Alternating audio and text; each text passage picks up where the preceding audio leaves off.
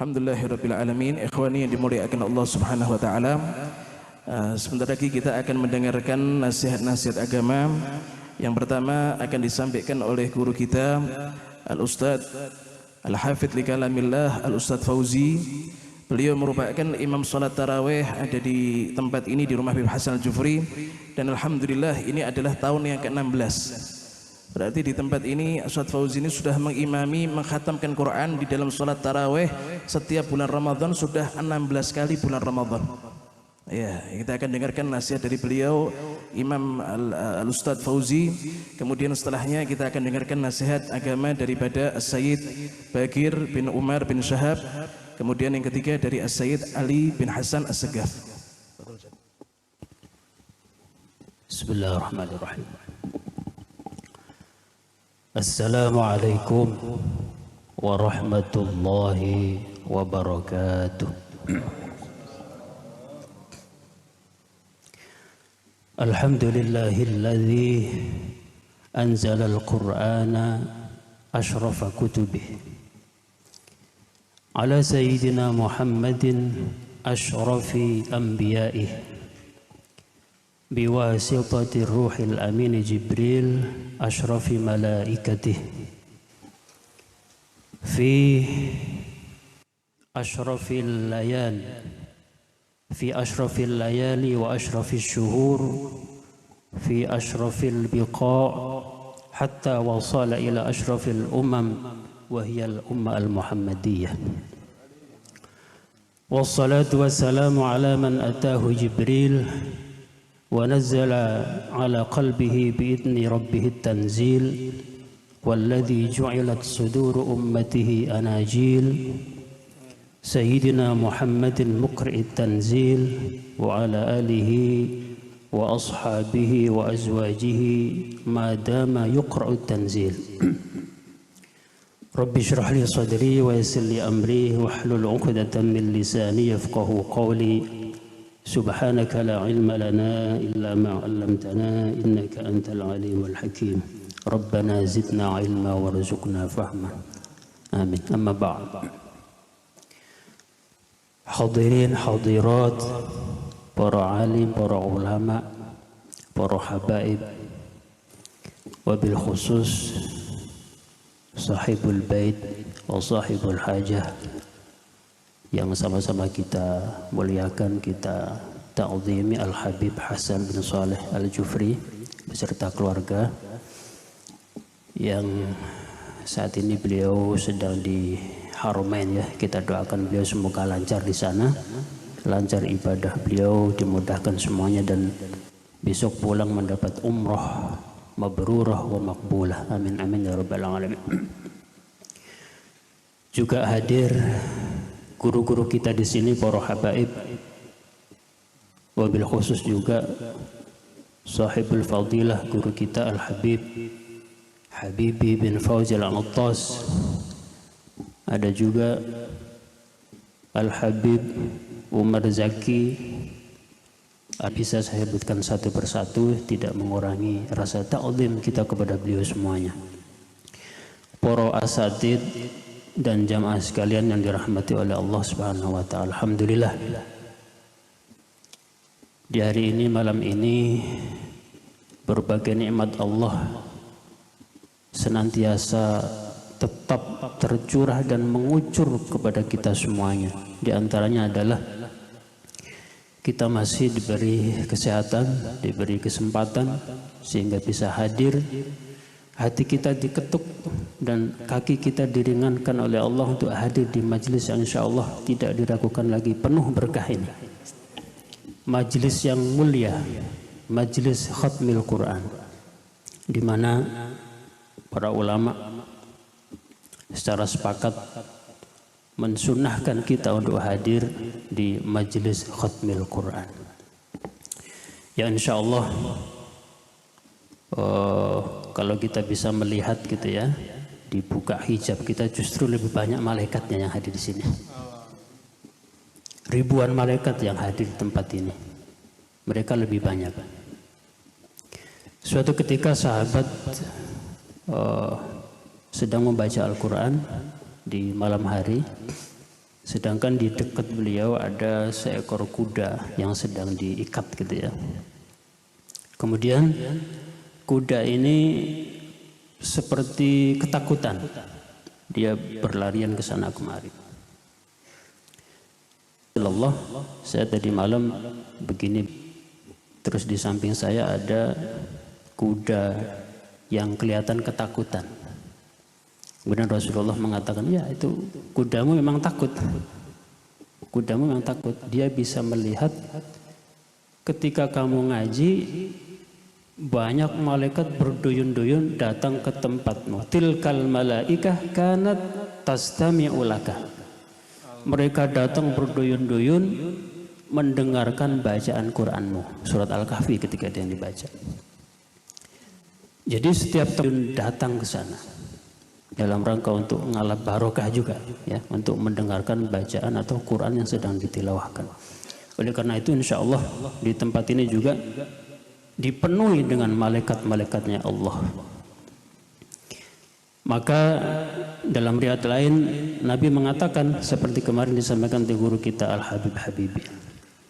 Ketika seseorang membaca Quran, kemudian dia berdoa, baik itu di tengah-tengah membaca ataupun selesai membaca Quran, terutama ketika khatam Quran, maka malaikat yang hadir tadi, yang sudah hadir di majelis itu, ya, ammana ala du'aihi, ikut mengamini doa yang dipanjatkan oleh Al-Qari tadi. Jadi insya Allah tadi kita baca doa itu, mereka mengamini doa kita.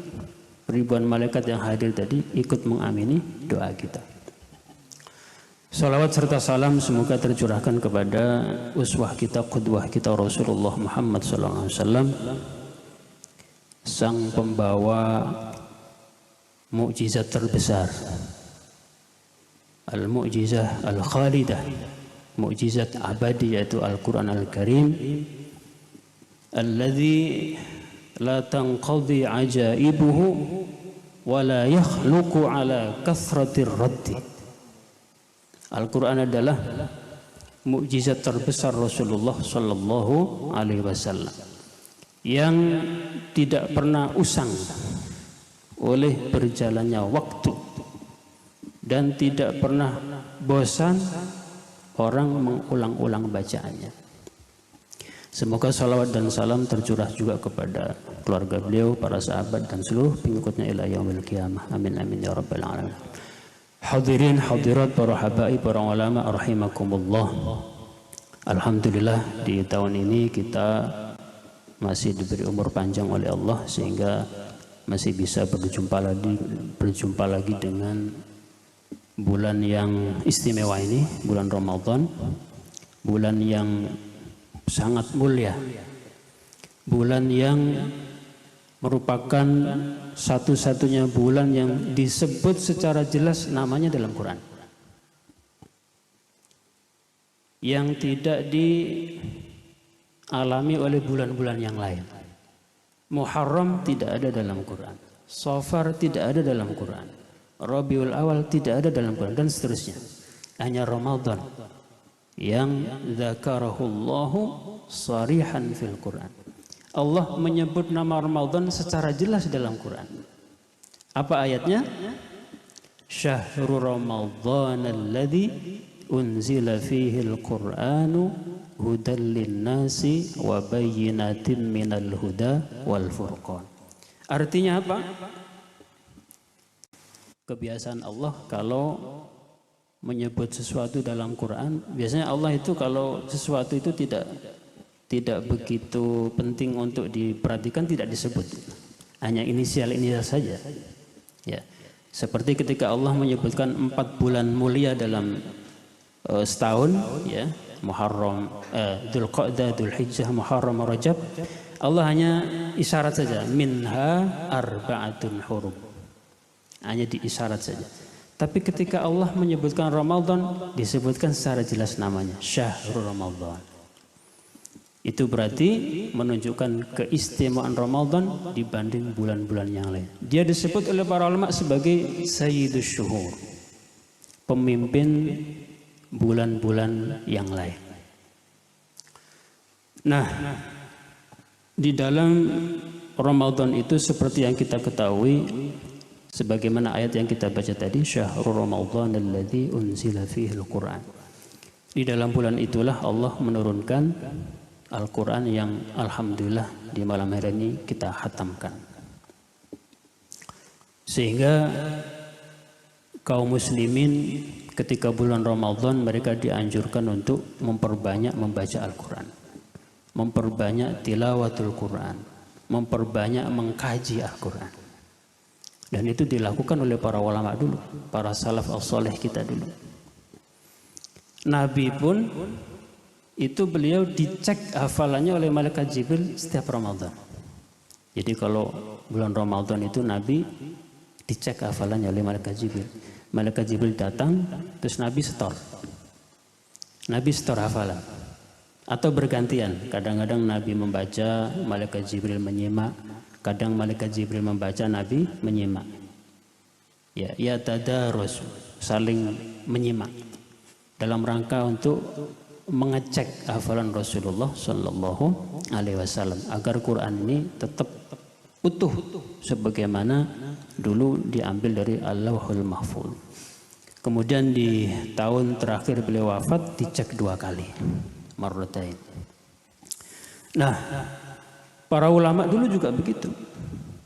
Ketika Ramadan datang, mereka berlomba-lomba menfokuskan diri terhadap Al-Quran. Para ulama hadis ketika Ramadan datang mereka menutup kitab hadis mereka.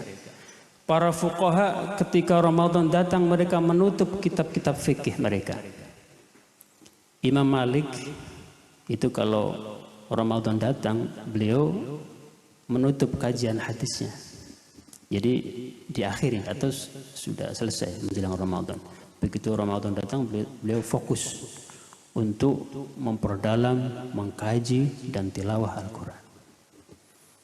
Imam Sufyan Ats-Tsauri kalau sudah Ramadan datang beliau meninggalkan ibadah-ibadah sunnah yang lain. Beliau fokus untuk mengkaji dan tilawatul Quran. Begitu juga Imam Asy-Syafi'i, Imam Al-Bukhari, ulama-ulama besar yang sangat kita kagumi.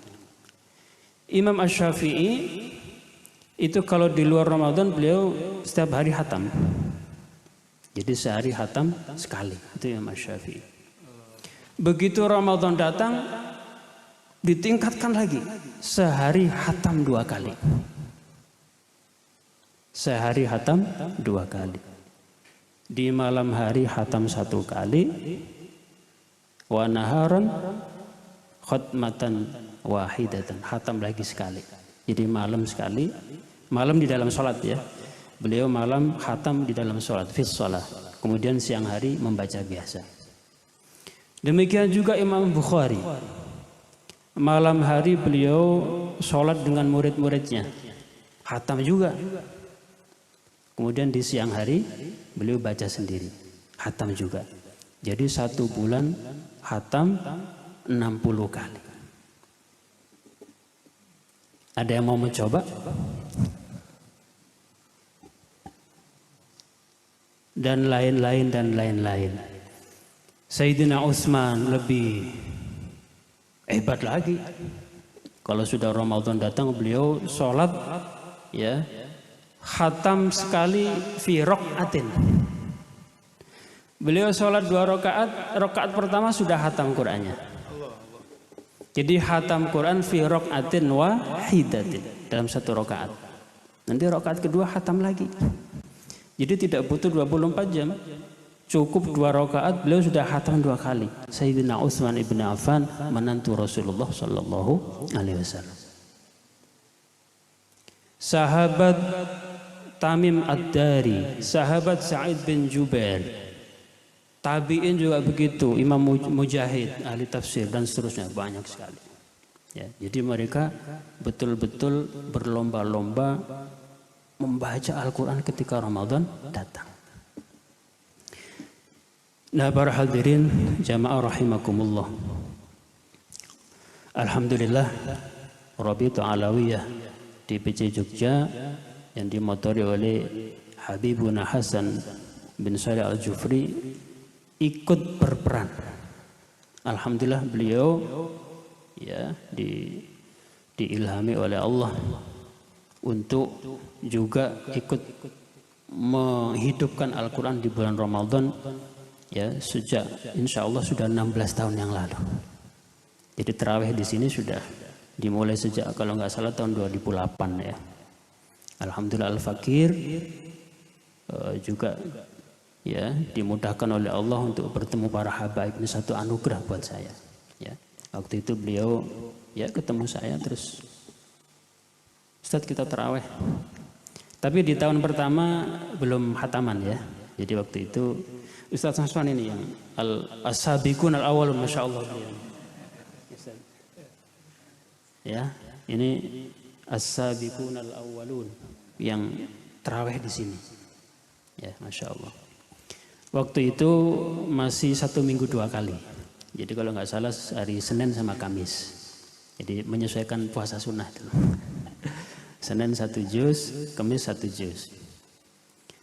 Kemudian rupanya kok banyak peminatnya. Akhirnya Habib Hasan, Ustaz, tahun depan khataman. Syabib insya Allah. Jadi tahun kedua sudah full 30 juz, alhamdulillah. Ya.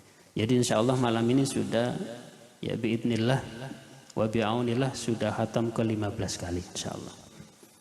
Semoga kegiatan ini terus berlanjut ya sampai Allah menghendaki berhentinya. Dan jazallahu bil khairati an Al-Habib Hasan bin Muhammad Al-Jufri beserta keluarga seluruh yang terlibat dalam acara ini. Amin amin ya rabbal alamin.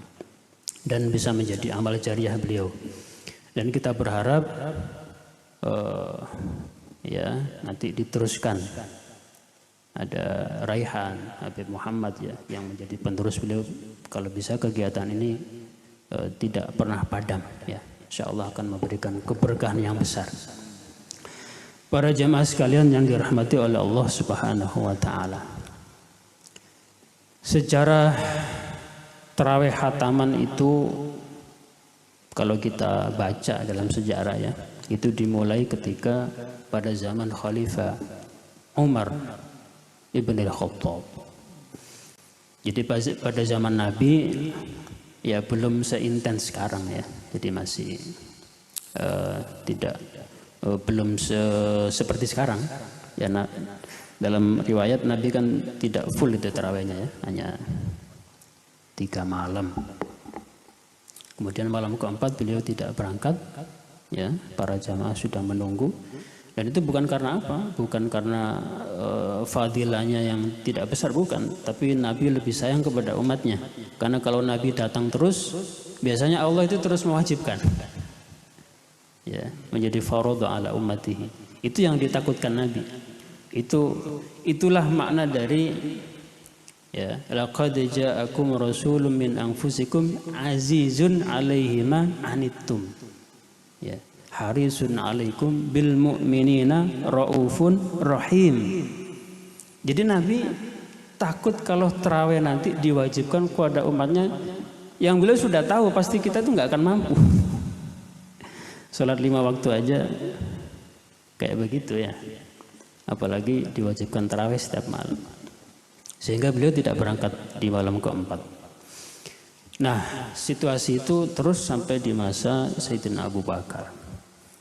Kemudian pada masa Sayyidina Umar, kaum muslimin sudah semakin banyak ya.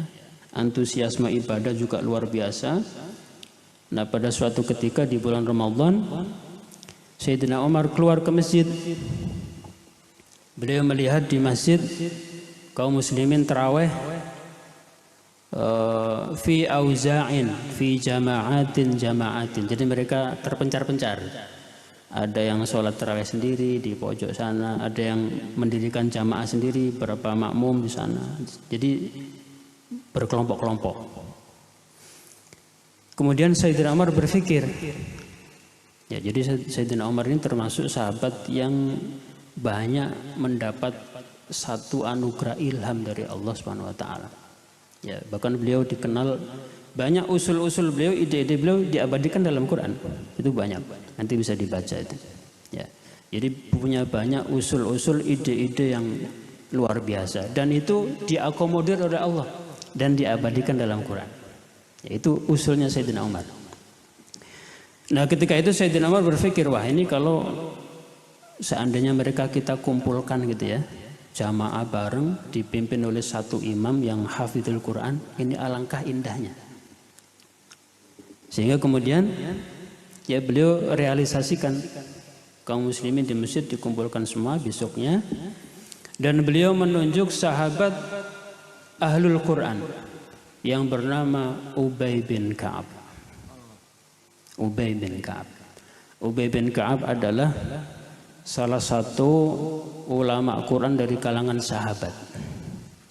Kalau kita melihat sanad Quran kita, itu ada nama Ubay bin Ka'ab di situ. Ya, misalnya saya ke guru saya terus ke Mbak Munawir, kemudian terus ke atas ke Imam Hafiz, Imam Asim, dari Imam Asim ke tabi'in namanya Abu Abdurrahman As-Sulami, dari Abu Abdurrahman As-Sulami ke sahabat. Ya, di situ ada Sayyidina Utsman, ada Ubay bin Ka'ab, ada Zaid bin Thabit, kemudian ada Ali bin Abi Thalib. Ada 4 sahabat. Baru setelah itu ke Rasulullah. Itu sanad Quran kita. Jadi ada nama Ubay bin Ka'ab. Ya, beliau termasuk aqra'us sahabah lil Quran. Paling dianggap paling pakar ya, di antara yang pakar Quran dari kalangan sahabat. Maka ditunjuk oleh Sayyidina Umar. Beliau dikenal kuat hafalannya, dikenal baik bacaannya. Dan kehebatan Ubay dalam bidang Quran ini diakui oleh Allah. Diakui oleh Allah bi syahadatillah wa syahadatin Nabi sallallahu alaihi wasallam. Suatu ketika Nabi memanggil Ubay, "Ya Ubay." Kemudian Ubay datang. Terus Nabi bilang, "Ya Ubay, innallaha ta'ala amarani an aqra'a 'alaikal Qur'an." Wahai Ubay, barusan Jibril datang bilang kepada saya, ya Rasulullah, Allah menyuruh engkau untuk setor Quran ke Ubay.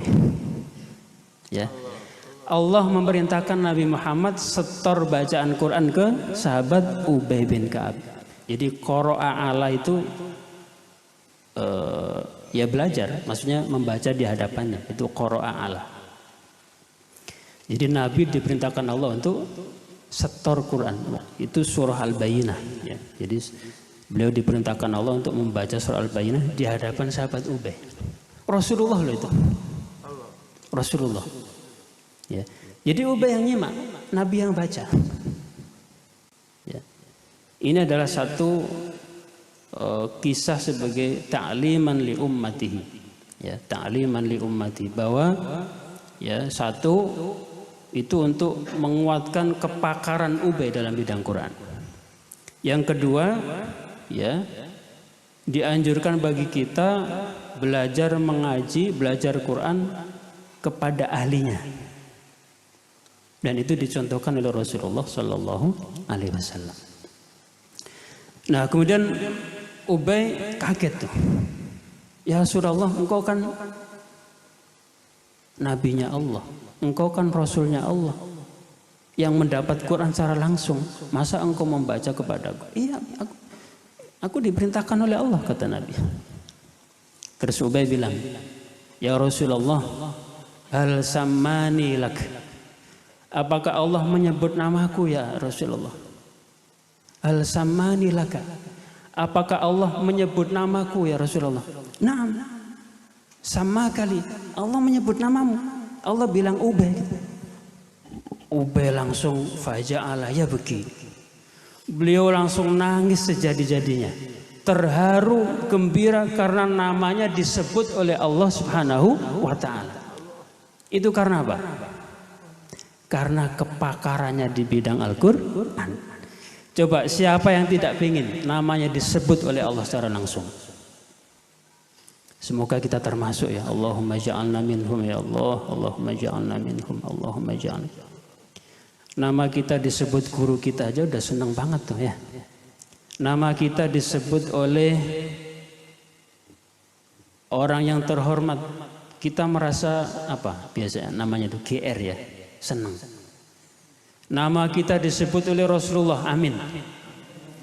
Apalagi nama kita disebut oleh Allah Subhanahu wa Ta'ala.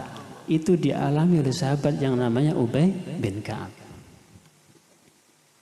Allah mengakui kepakaran beliau di dalam Al-Quran. Maka tidak salah Sayyidina Umar menunjuk beliau untuk menjadi imam sholat taraweh yang pertama kali, sholat taraweh khataman ketika itu. Dan ketika itu khatam setiap malam ya, setiap malam khatam. Jadi panjang tarawehnya sampai menjelang sahur, sehingga mereka banyak jamaah yang bertelekan di tongkat-tongkatnya ya. Jadi saking lamanya mereka bawa tongkat terus ya bersandar di tongkatnya, ya bersandar. Saking panjang setiap malam khatam. Nah, alhamdulillah kemudian tradisi itu berlanjut ya kepada turun temurun para ulama, dan juga sekarang kita saksikan di Haramain juga ya, di sana juga setiap Ramadan sholat taraweh dengan khataman. Dan alhamdulillah di Cantel ini ya, di prakarsai oleh Rabi'atul Alawiyah Jogja juga mengadakan itu, alhamdulillah. Dan alhamdulillah juga kita terlibat di dalamnya. Oleh karena itu mari bagi para jamaah yang mungkin belum pernah ya merasakan terlibat di sini, hadir di sini untuk merasakan tarawih 1 juz setiap malam, monggo. Semoga tahun depan kita masih diberi umur panjang ya, diberi umur panjang sehingga menjumpai Ramadan lagi, dan kita tunggu kehadirannya di sini. Mungkin tidak harus setiap hari ya, seminggu berapa kali ya, monggo silakan datang ke sini ya, sehingga bisa merasakan dulu tarawihnya para sahabat ya, yang diimami oleh sahabat siapa? Ubay bin. Seminggu 2 kali, seminggu 3 kali ya, monggo saja. Syukur-syukur bisa setiap hari. Ini Pak Khod. Jenengan berapa umurnya Pak? Yuswane pinten? 67 ya, 67 tahun. Beliau setiap hari dan datang awalan biasanya. Imamnya belum datang, beliau sudah datang di sini. Ya, masya Allah. Barakallahu fikum. Ya, yang muda-muda kalah. Ya. Ustaz Matfan sejak tahun pertama sampai sekarang beliau istiqomah, masya Allah. Pak Warno, Pak Warno, Pak Sunu, ya, Pak Sunu. Ini sudah sepuh-sepuh semua. Ustaz Mawan pinten yuswane? 80. Beliau berdiri tegak kalau tarawih, ya, 1 juz. Mana yang muda-muda? Ya. Mari insya Allah tahun depan semoga Allah menjumpakan kita dengan Ramadan lagi, ya. Kita tunggu kehadirannya di sini. Dan alhamdulillah di malam ini kita sudah bisa mengkhatamkan untuk tahun ini ya, yang ke-15 kali, alhamdulillah bihamdillah wa aunillah. Dan istimewanya adalah ini malam ke-27. Dan insya Allah akan dipatenkan Habib ya. Di sini malam 27 khataman.